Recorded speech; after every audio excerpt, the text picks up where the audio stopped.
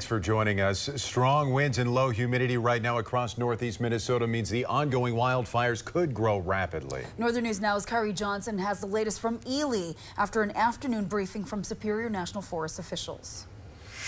Fire danger is extreme across the Superior National Forest after a week of brutal firefighting conditions. The woods are still primed for rapid spread, and crews say they're staying aggressive on the lines, closely watching the humidity and the heat as that heat and dry pattern continues and keeps the threat elevated.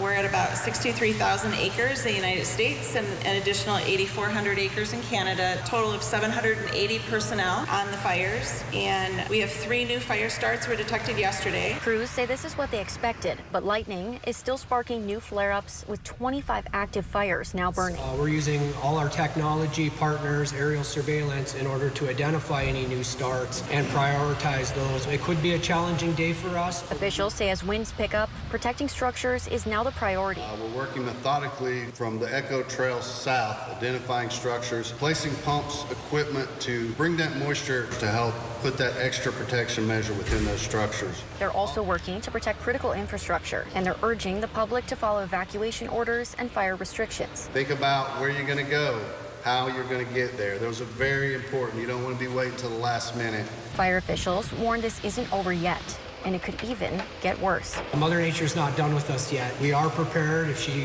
throws a bunch more lightning at us, and we'll do everything we can in order to minimize the impact to the public and our firefighters. Superior National Forest officials say they plan to hold these briefings every other day up until the 24th. We'll update you on any major changes on any of the fires up until then.